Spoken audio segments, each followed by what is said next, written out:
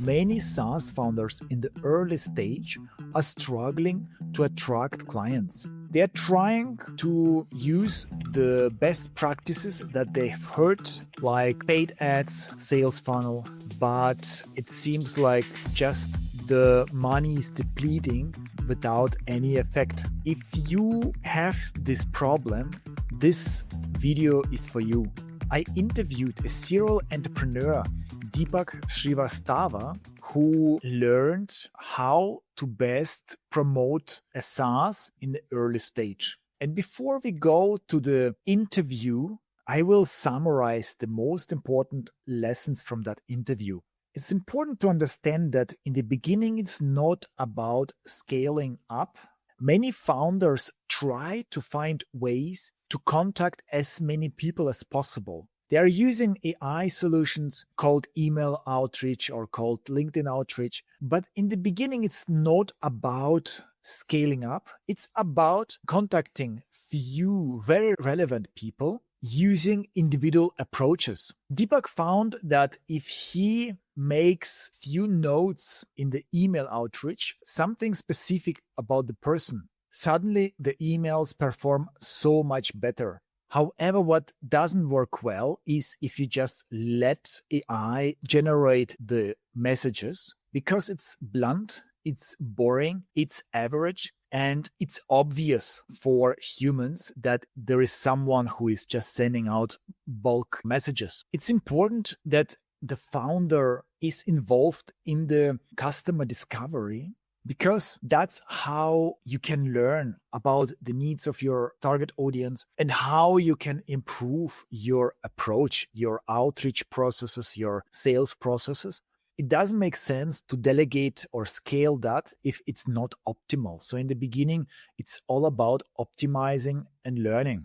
As soon as you understand the target audience, how to work with them in a more effective way, then of course you can delegate and scale. And Deepak realized that any call, any talk with the target audience or clients is never a waste of time, is always very valuable. You can learn so much, and even if it doesn't seem to be working, they might refer you to someone relevant, or maybe they will change their minds in a few months. When you communicate with your target audience, write down their pain points and see which pain points are mentioned over and over again. Then you can adjust your product accordingly, and not only product, but also how you present your product.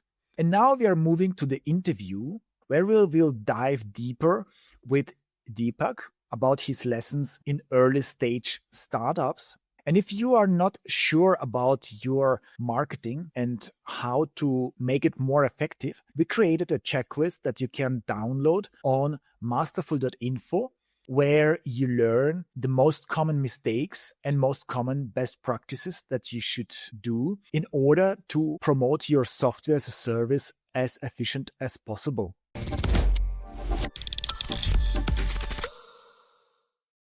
B2B marketing is my day-to-day business, so I'm really curious to listen to your update on B2B marketing. What is the difference if a software startup, for example, is using the old B2B marketing approach versus the new approach? We will dive into that in detail a bit later, but for now, it's just to understand how much potential lies there. I think there's tons of potential, just to answer your last question first. But I do think it's very important to level set as to what that old model is. And I should preface that I don't have any formalized experience or training as a marketer per se, but in my seat as a serial founder, building businesses from 0 to 1 at this point, more than a handful of times, marketing has always been a critical component. So it's something that I've had to pick up on the fly, optimize, and is consistently top of mind for me. Traditionally, and when I say traditionally, I'm referring to a time horizon that could be 10 years ago, 5 years ago, even a year ago. Things have evolved quite a bit. But the way I see marketing or any go-to-market function is very much mirroring the customer lifecycle, right? And that customer lifecycle is finding a prospective customer, qualifying that prospective customer, engaging with them, going through a sales process, onboarding, and then having them be a customer and making sure they're happy with your product and service, and then starting that cycle all over again in terms of a renewal. This is obviously very much in sort of that B2B enterprise context. So I'm speaking with that hat on, or that lens, and everything I say, and my views have been formed as such. When I think about all those different stages, traditionally, many software sales functions have relied on marketing, being responsible for generating leads, qualifying them, SDRs responsible for that first touch point and engagement to make sure they come into your funnel Could and you say engage. what does it mean, FTRs? Oh, SDRs, sales development representatives. Mhm. So think of folks that are typically early stage or early in their career sales folks that are responsible for reaching out to leads that are generated by the marketing team.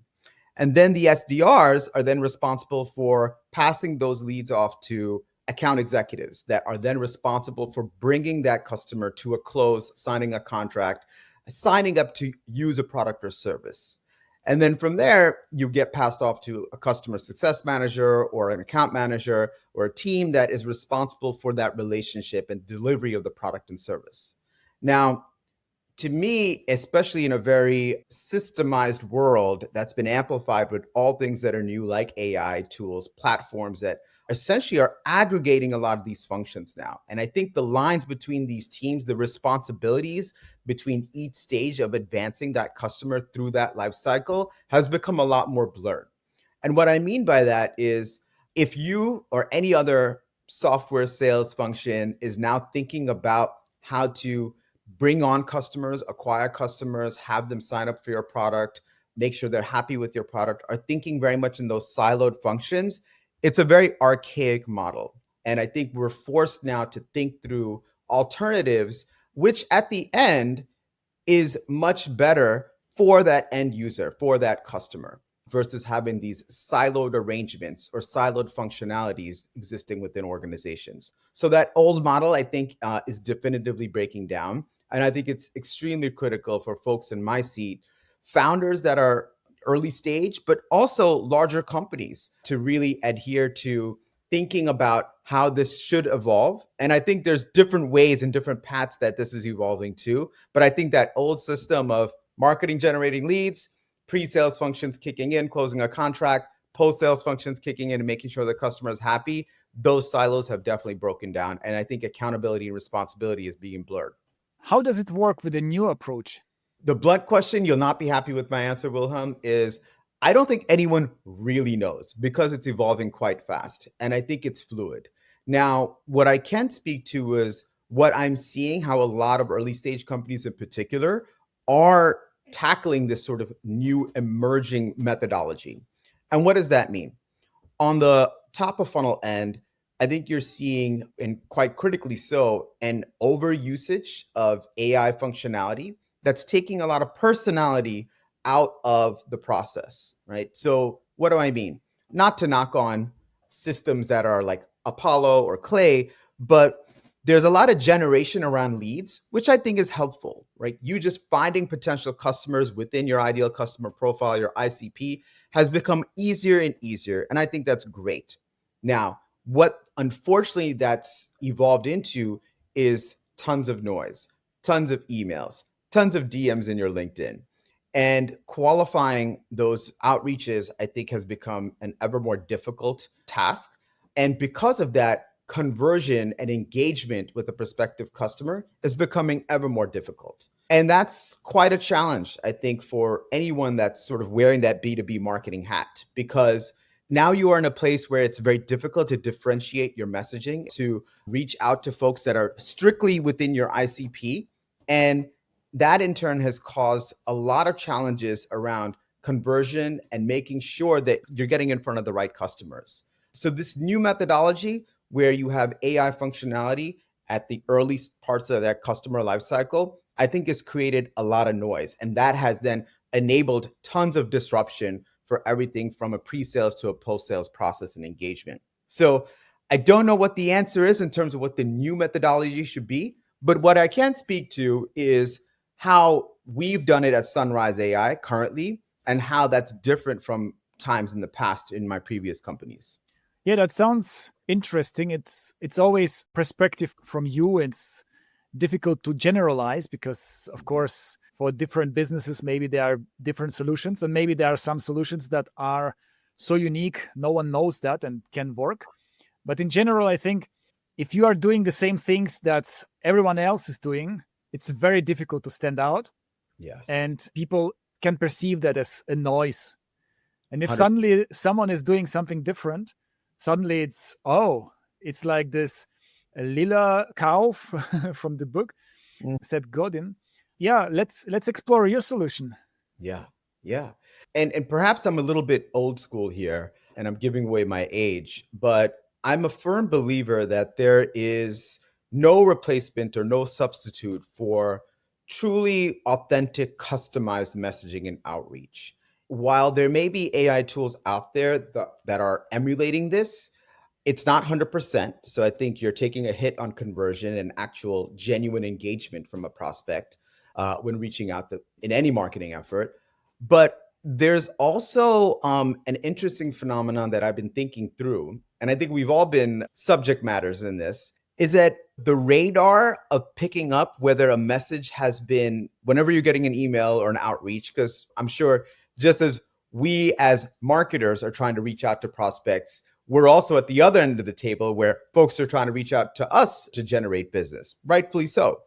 But there's this radar that's forming and manifesting, I think, in everyone's brains when they can pick up on, okay, this might seem like a customized message. Oh, you mentioned that I did XYZ and this, 3 years ago when I was looking at this experience, but you can kind of pick up on the fact that this is definitively an AI generated message, right? And I can't necessarily pinpoint if X then Y or certain variables or certain sentences, but there's a certain glow around any message that you receive when you know it's AI generated, even though the actual verbiage may be customized because they've looked at your LinkedIn or they've heard a previous podcast, right? But you can tell like this is 70, 80% AI generated. And I'm not sure about others. I can only speak to myself, but when I know or when I picked up or when I've smelled or sniffed that it's an AI generated message and I'm just in some sort of loop, it turns me off because it's actually antithetical to that customized outreach. And if everyone is doing this, everyone's using the same set of 3, 4, 5 tools to get the lead gen list, but then create that customized messaging that's scalable, you're at the other end of it. And then you kind of end up back in the same place as we're just talking about noise here. So it'll be interesting to see in 3 months, 3 years, 10 years time where this leads, because I think our radar and our signal for picking up AI messaging when we're on the receiving end is just getting better and better. And that's going to render these AI tools, I think, a lot less effective.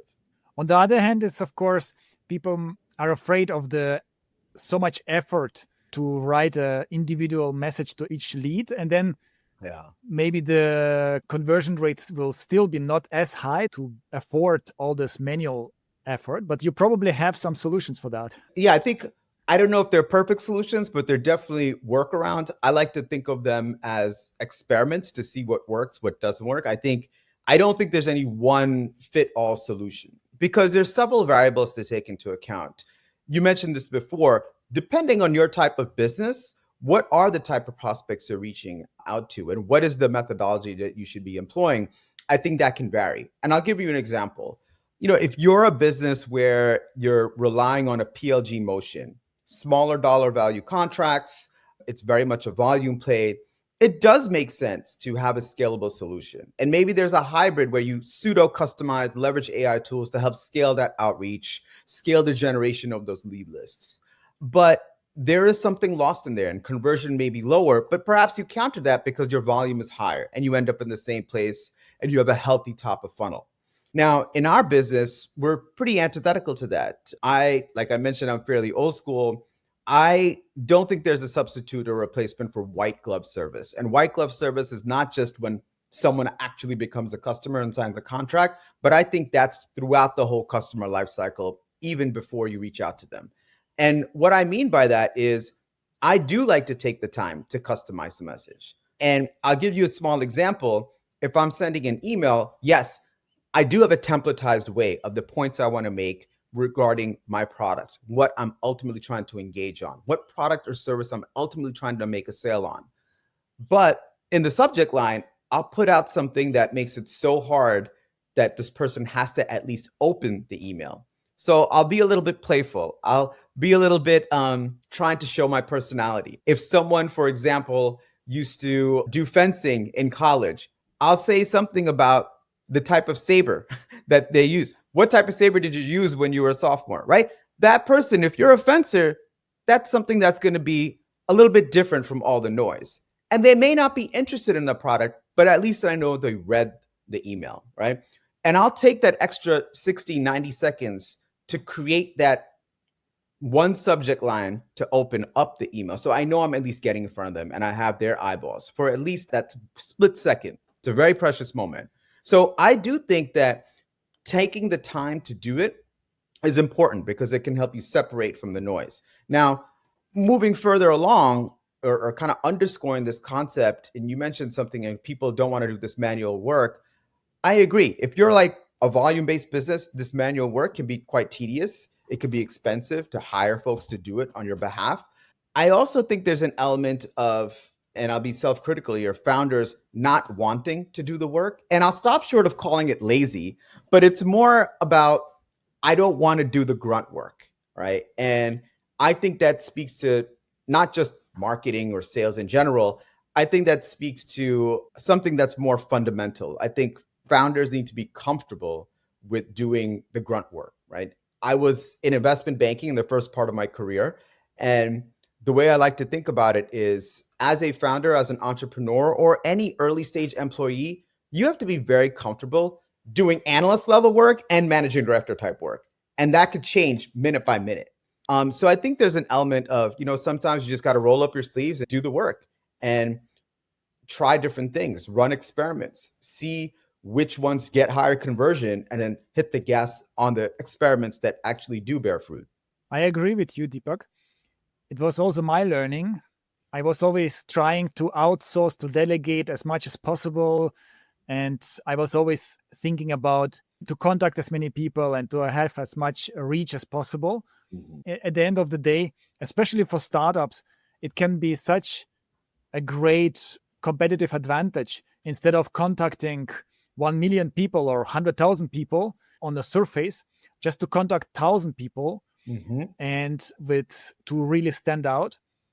And it's also, as an entrepreneur, you might not realize how compounding it can become when you do it on a regular basis. Mm-hmm. If you contact 10 people, 20 people every single day, and after a few months, suddenly you're contacted so many people, and who knows, maybe some of them may become your client. Yep.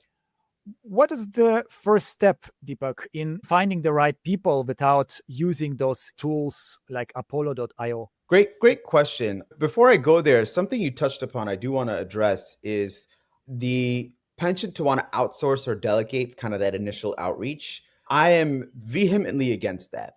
And the reason why, especially at an early stage, whether it's 0 to 1 or even 1 to 10, if you're an entrepreneur in an early stage or an early stage employee and you are outsourcing that function, you're also outsourcing the acquisition around intelligence around the customer. It may feel like, okay, I'm amplifying myself and amplifying the efforts by doubling, tripling, and increasing the number of outreaches.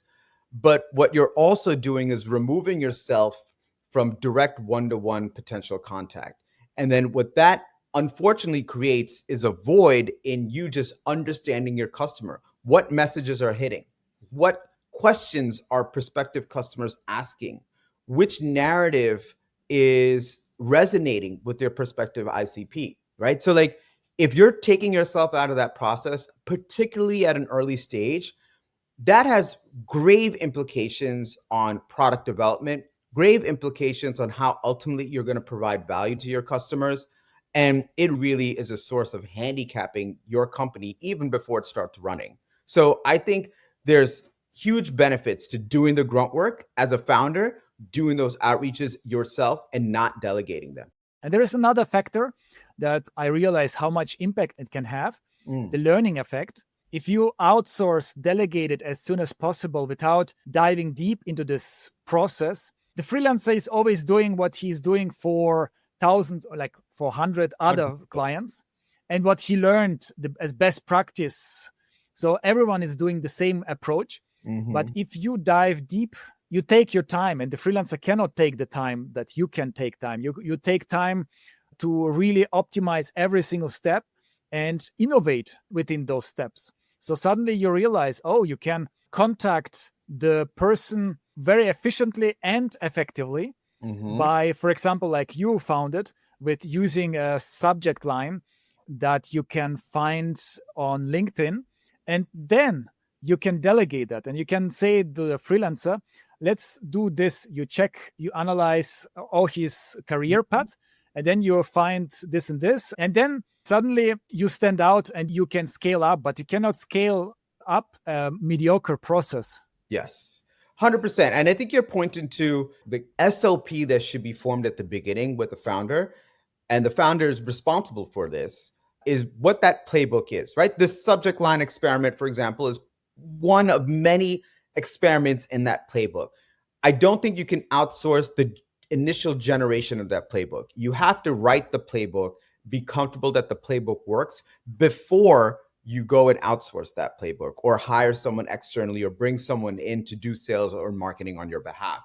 And I think there's two things, right, before you even engage externally for founders. One is you got to make sure you're writing the playbook for all the learnings, especially in terms of acquisition of customer intelligence. And then number two, your pipeline has to be bursting at the seams before you go hire someone externally. Like only at the point where I feel like I physically don't have the bandwidth to engage with customers that want to talk to me, that's when I go hire a salesperson. You don't hire a salesperson or a marketer until you, one, have the playbook, and then two, you've seen that that playbook is effective in generating leads. Because before that, to me, you're then trying to outsource that work. You're trying to delegate that grunt work that ultimately, I believe, strongly believe a founder is responsible for themselves. Yeah, I think many would say, where do I find the time? But in my opinion, I agree with you. You just have to prioritize. And if you realize that it's not about having 100 features in your software solution or being active on all social media channels, but you realize what is actually the most important part, to find the first few clients that will bring you a lot of knowledge and revenue. And then you can do everything that you dreamed of. You can suddenly execute all those features and channels because then you have the resources to back it up. So it's all about prioritization. Yes. Yeah, I think you're absolutely right, right? Like your job as a founder is to understand your customer and really be obsessed with their problem. And I know those are cliched statements, but anything that's not that is, quite frankly, a waste of time. Because if you don't have a firm grasp and a comprehensive understanding of those problems and what customers are asking for or need, then what product are you building? You're not equipped to know what product you should be building, what features should be enhanced or incorporated into your product, how you should be serving a customer, how you should be engaging with the customer. Like, there's no point to it all. I don't know what a founder would be doing if you're not doing that. And to be honest, I learned that the hard way. My first couple of businesses that I was a part of, like, yeah, we worked on the wrong things. And it is about priority. And at the earliest stages, the priority should definitely be, you should be the one that's front and center in front of a customer to understand what resonates with them. What problem are you solving for them? There is no other goal. And I always tell everyone I speak to, engaging with a prospective customer is never wasted time. If I spent 99% of my working hours in the day just speaking to customers, that is a golden day. It would be hard to replicate the findings and the learnings that I would have learned in that day versus, all right, let me go whiteboard with my CTO. That's great. But then you're just in a bubble and you're coming up with stuff like that may not be relevant. You're speaking out of turn. It feels like you're busy. It feels like you're doing work, but it's not the important work. The important work is to understand your customer. And the only way to understand your customer is to attempt to engage with them, speak to them, get in front of them, know them, what their work is, what their problems are, As a founder in the early stages, that is your number one concern. None of that should be outsourced or delegated. I think some people might also say, oh, I don't like doing those tasks. I want to be a programmer. I'm all about creating those amazing features. Yeah. But that's not entrepreneurship. So you have to 100%. decide. You have to either do all the other things that are part of entrepreneurship.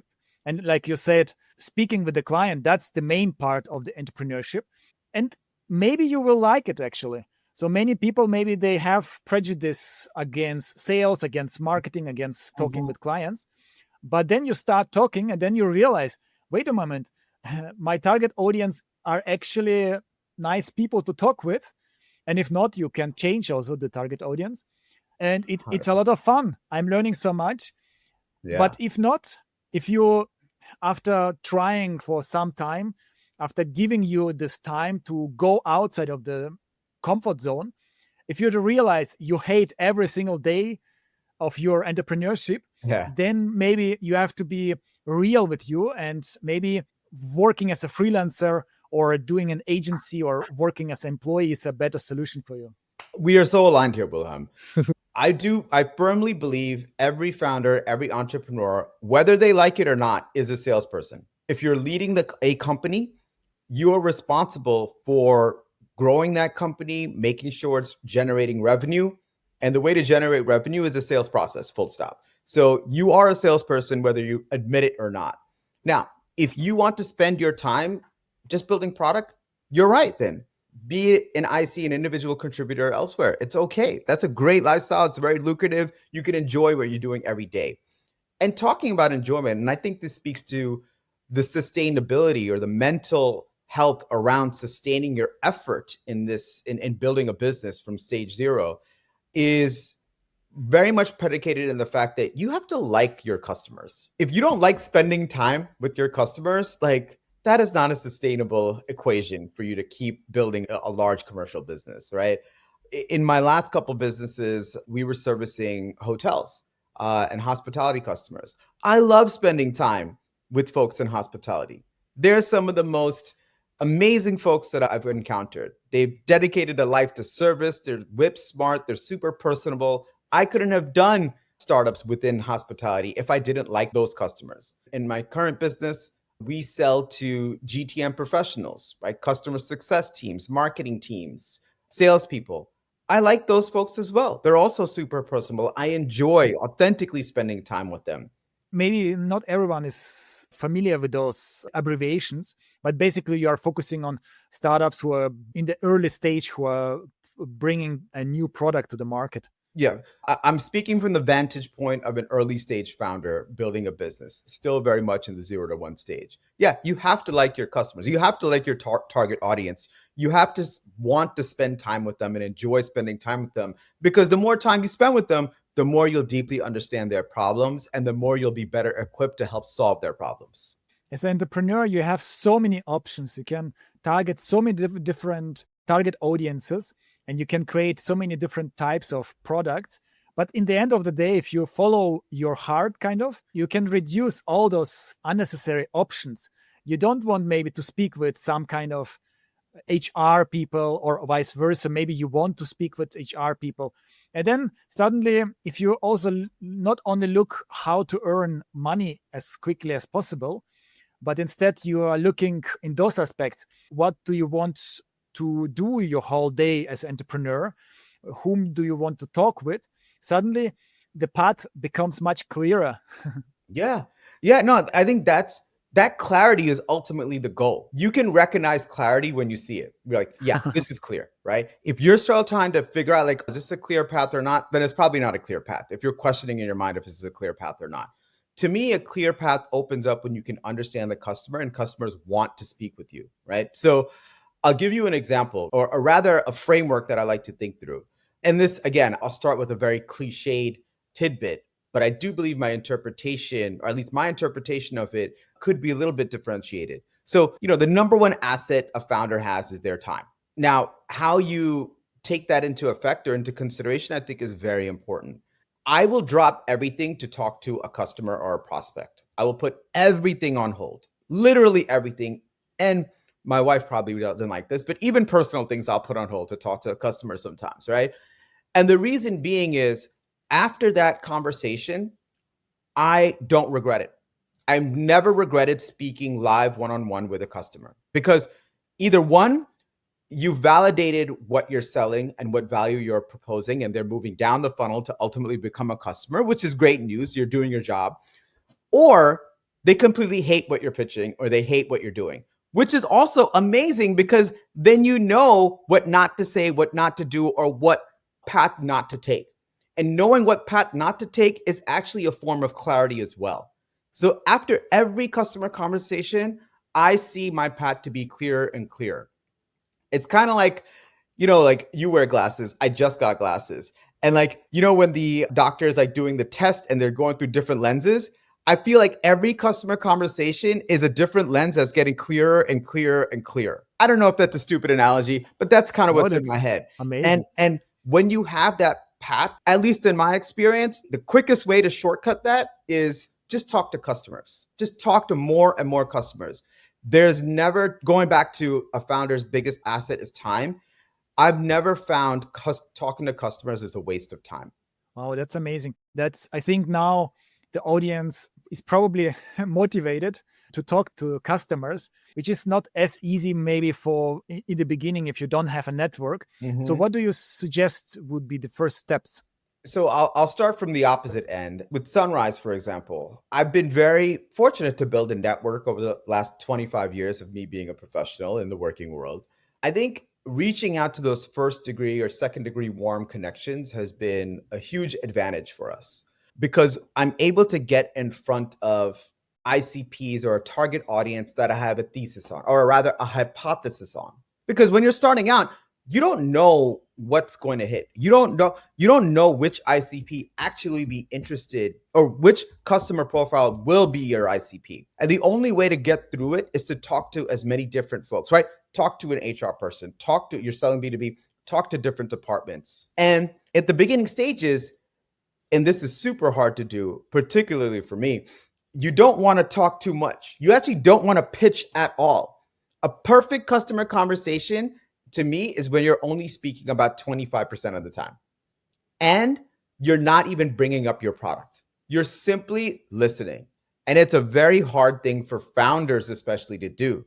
Because founders, and again, I'm super guilty of this, founders tend to have an idea, a solution, the way things should be, the way the world should work, which is awesome. That's visionary. But the unfortunate part of it is when you engage with a prospective customer, you're like automatically in pitch mode. You're trying to sell them as to why whatever idea you have in your head is like better than gold. But I think what you're doing is losing out on what a customer actually has to say, what they believe in, or what ultimately their problems are. Because people are people. People will be amenable. People say, oh, yeah, of course I would buy that. Oh, that sounds cool. That's interesting. Yeah, I'm interested. That is not a validation of demand. The best customer conversations are ones where you're not speaking, you're not pitching, and they're simply rambling about all the problems they have.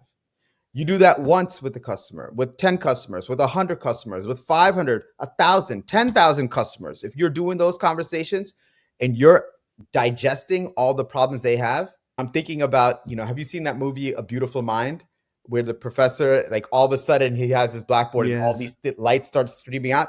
I literally put a spreadsheet together. At this point, we sell our software to a lot of VPs of customer success. I've spoken to well over 250 VPs of customer success at enterprises from mid-market to Fortune 1000 companies in the last several months. And I have a spreadsheet. And that's kind of like, I feel what happened when I go through that spreadsheet, and I list out everyone's pain points. It's like, oh man, 200 people are saying this pain point. 250 people are saying, everyone's saying this point. Oh, this is never coming up. Like these lights start flashing. You could start to pattern match the profile. So in turn, you deeply understand the pain points and you can deeply refine who your ICP is. And if you have those two things, you're way better equipped to then go try to market, go and develop the narrative and the right messaging that's going to optimize conversion. But the only way through it goes back to just get in front of customers and shut up. Just listen. That way, you will also understand how to filter out the right people on platforms that are common, like Apollo.io or Clay. Suddenly, you use the same tools that everyone else is using, but you are laser focused on the right target audience. And then it's also worth it to spend more time per email. And suddenly the circle is closing. Suddenly it's worth it, and the whole campaign is working. But the thing is, in the beginning, so that's maybe a little bit challenging for first time founders to find those people to talk with. But also, I realized with myself, I was thinking at some point, I don't have a big network. Whom should I talk with? Yeah. But then I realized if you look just on your LinkedIn network, even if there are 500 people, 1,000 people, suddenly you realize there are some people you can be busy for the next few months.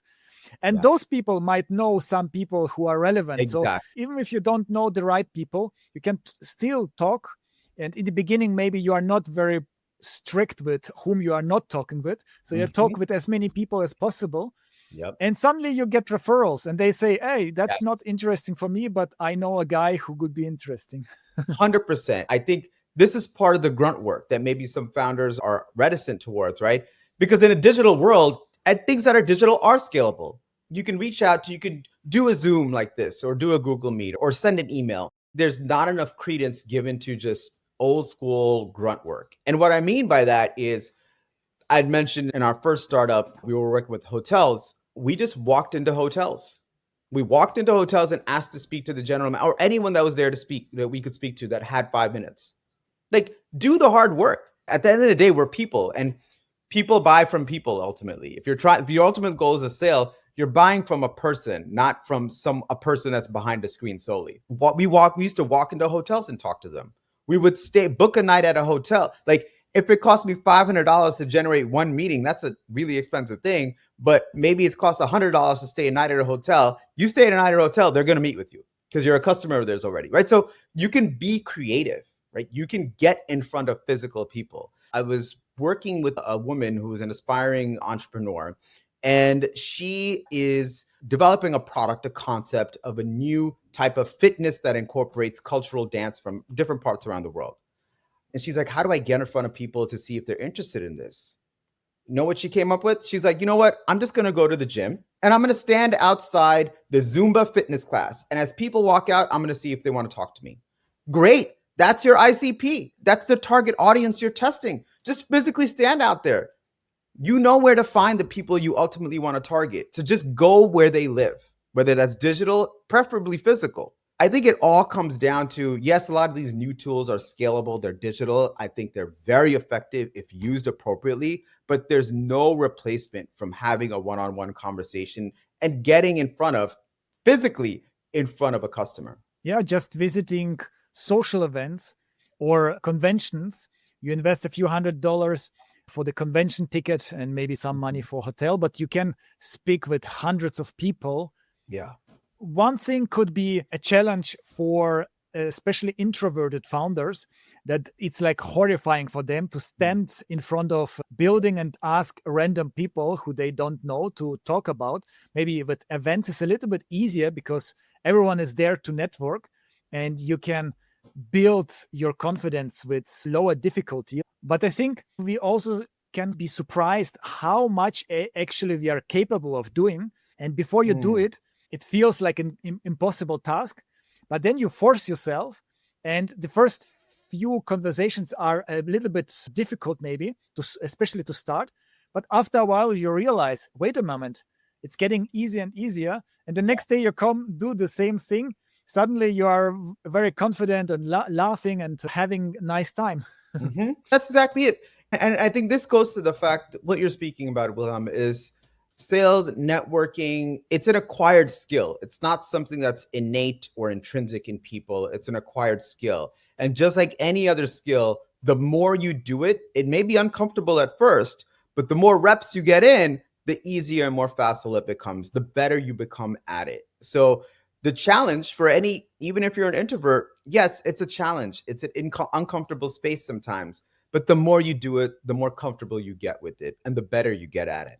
In your time as an entrepreneur, did you have aha moments where you said, that's such an amazing thing I learned now Mhm. that maybe also other entrepreneurs can learn from that in Yeah. regards of this topic and marketing? My aha moment for sure, and I will never ever repeat this mistake again because it's worked out so beautifully over the last several months for us with this latest business, is sell before you build.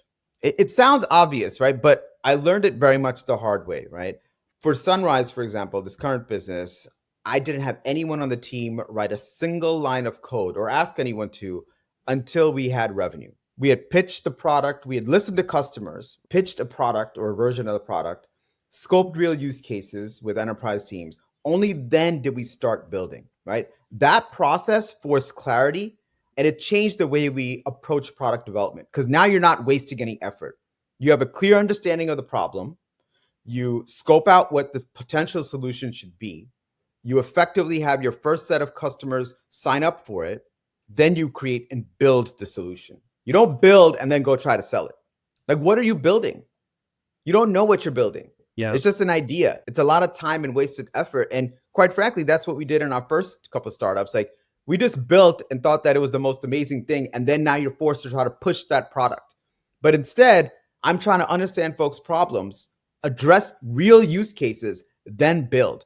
And then what we found now that instead of me pushing the product, we're finding that there's a pull on our product. And that's a much easier path to be on. I'm not rolling a big boulder up a hill.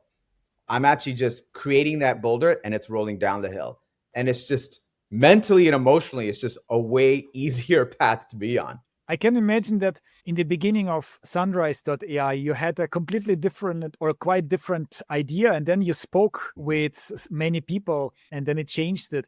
Is it true? And can you elaborate a little bit about that? So we incubated Sunrise AI at Dr. Andrew Ng's AI fund through his venture studio out in Palo Alto. You know, I'll tell you, like we pivoted several times before we landed on what we're doing right now. We started in a place where we were looking at how to match roommates better through AI. Then we landed in a place of, all right, how do we create a prop tech solution for landlords and property managers to extract more optimized margins from their tenants and lease income?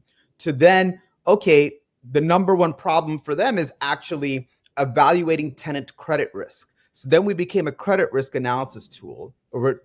By the way, nothing was built. These are all conversations where we're pivoting towards what the idea could be to address real problems. And as we had more and more conversations, we uncovered more and more problems. The more pain points we were exposed to, we had a better understanding of which pain points were really deep and which were broken legs versus little cuts, right?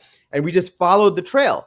And from credit risk, we started looking at broader risk management for larger enterprises. And then when we looked at enterprises, we saw, oh, there's a lot in the go-to-market enablement space. And then from there, like, okay, where's there a white space? Oh, it's in the post-sale side. And that's how we sort of followed the journey. We followed customer conversations. We actually never had an original idea, if that makes sense. Our ideation was around solutions that addressed real problems. We just followed the problem. As long as we followed the problem, we kept pivoting to different spaces that we should look into, different ICPs and different target audiences that we should talk to.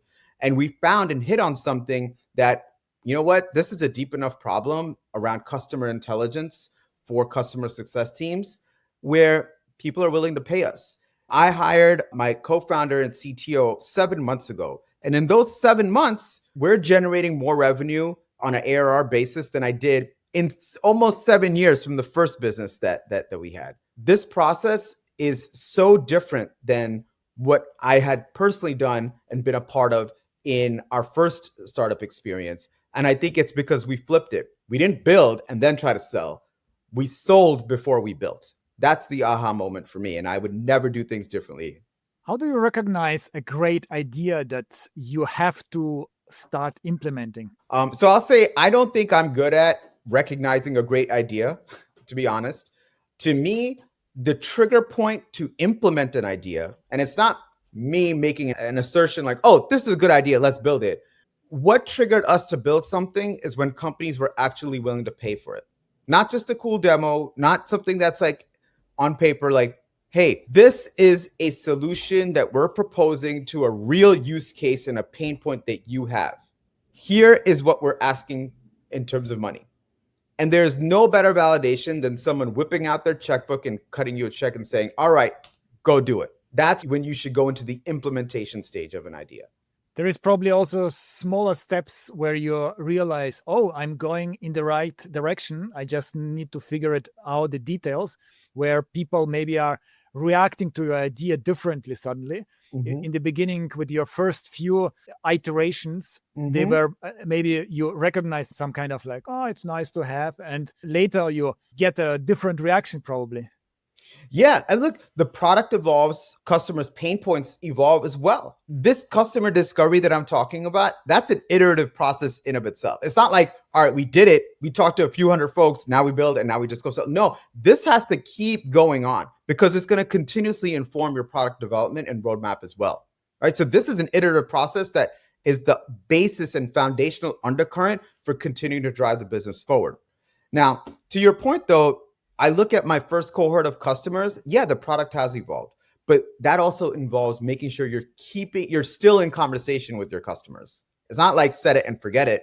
You have to keep talking to them. Are they happy? What pain points are we addressing? Where are their gaps? Do we need to address those gaps or do we need to revisit your original pain points? Okay, what if we do X, Y, and Z in terms of features? What if our approach is different from what we initially imagined? These are conversations that you have to have in conjunction with customers, not in a silo pushing it on customers. So even if you have built the first version of the product, whenever you want to implement a new feature, it should be in alliance with data, with customer data. You can show, okay, here is the spreadsheet from 100 people whom I talked the last 1, 2, 3 months. 50 of them want this feature. That's exactly it. And I would take it a step further. Who's willing to pay for that feature? Who can we get an upsell or an expansion from? Only then, because everyone can say like, oh yeah, that's a cool feature. I want to use it. Great. Are you willing to pay for it? Because that'll indicate to me, at least, you really want, or rather you really need this feature. And want versus need is the demarcation between a nice to have versus a must have. What is your opinion about the pricing in the beginning when you haven't built anything yet, or at least the feature? Should you try to offer a really great discount or start with a small price? So I'll start by saying I am a firm believer in not doing free pilots. And look, I think it can work in certain types of products, maybe for PLG motions. That's not that I'm in charge of. If you're doing work, then you should get paid for it, full stop. And I take that for staff, freelancers, and anyone that we work with or employ at the company. If someone is doing work, you should pay them. If you're interviewing people and you're asking them to do a case study and taking their work, you should pay them for it, right? Then they're a consultant and maybe they're interviewing for a full time, right? But whatever it is, anyone who does work, whether it's us or someone who's doing work for us, should get paid for it, full stop. So I don't believe in free pilots. I also think that your sales motion becomes very tainted then, because it's, at least for me, it's hard to ascertain where there's real demand validation with someone who's on a pilot. Do they really care for it? Or they're just like, oh, it's free, it's great. You're also devaluing your product ultimately as well. So it's harder than up the price. Now, in terms of the beginning days, how do you price something? It's a tricky question. I have contracts with customers that are, I would deem to be large, and others that are fairly discounted. The way I look at it is not from a holistic perspective, which is pretty antithetical. I look at it at this customer, what is the value that I'm providing? The cost that I'm putting on you, are you getting an amplifier on the benefit to you? Like, are you actually getting an ROI? If you're getting an ROI, then I'm going to charge you something that is appropriate. If you're getting 5x more value for my product, then okay, that's great. But maybe there's room for me to get a little bit more margin because I'm assuming a cost. But I've also gone the other way. Like, oh, you're not getting this value? Okay, then we shouldn't be charging you this much. And that's fine. I'm very comfortable with that. But I think, again, all these decisions, and it sounds a little bit mundane, I don't make these decisions in a silo. I don't say like, we need to increase pricing by 10%. I think that's a false way of going about things. What I want to do is I'll talk to every current customer and be like, hey, how are you feeling about the ROI that we're delivering? Have an open, transparent conversation. They're people. They're trying to do their jobs as well. My job is to help them do their job better. And if I'm providing value, great, then you can ask for what's deserved. But if I'm not providing value, then it's my responsibility. Like, all right, then we're going to cut back the pricing because you're not getting value from this yet, or you're not getting enough value. And that's fine. You gave such great, valuable advice. I think the audience, before implementing that, they don't even realize sometimes how impactful this advice is actually. But when you start doing it, when you start living that, you suddenly realize how much higher your success rate becomes, how much less stressed you become because you are focusing on the right things. So what would you like our audience to do? Maybe to connect on LinkedIn or to visit your website. You can introduce your software solution. Maybe some of the audience could profit from that. I'm always happy to connect with fellow entrepreneurs and founders and those even thinking about starting their own business. I just love everything entrepreneurial. And it hits home for me because I was not a born entrepreneur, right? I wasn't like the 5-year-old trying to sell lemonade on the corner and trying to do all these business ideas. I fell into this, right? I took a very prescribed path. I studied engineering. I went into investment banking, but then haphazardly, I started a little bit of a solopreneurship. I was managing DJs and bringing them out from the West Coast and Vegas to venues in Asia when I was based in Hong Kong. Then I got inspired to kind of go back to my engineering roots. Academically, I studied engineering in college. I'm not an engineer anymore. I haven't written a piece of code in like 20 plus years, but I was lucky enough to start at Dropbox in its early days, which was a rocket ship of a ride. Then started a couple of travel tech companies with a few co-founders, exited both of them, took some time off as a dad, and then got back into entrepreneurialism with AI Fund and Dr. Andrew Ng and launching Sunrise. So I kind of just evolved into being a founder and entrepreneur. So I'm always happy to connect with other entrepreneurs and early stage founders. You know, our current business, Sunrise AI, we're a customer intelligence hub for enterprise teams. So we help customer facing teams, especially post sale, but others up and down the customer lifecycle, sales folks, marketing teams, to turn all their data into real-time actionable insights. So that's a lot of jargon, but I'm happy to connect with VPs and sales leaders, marketing leaders, because for me, I'll always have a customer conversation and I just want to know what your problems are. And like I said, if you spend time with customers, it's never wasted time. And if you spend that time with customers where you're doing no talking at all and no pitching, there's so much gold you can extract from that. So that's the only advice I'd have. Amazing. Thank you so much, Deepak. It was such a pleasure and so valuable.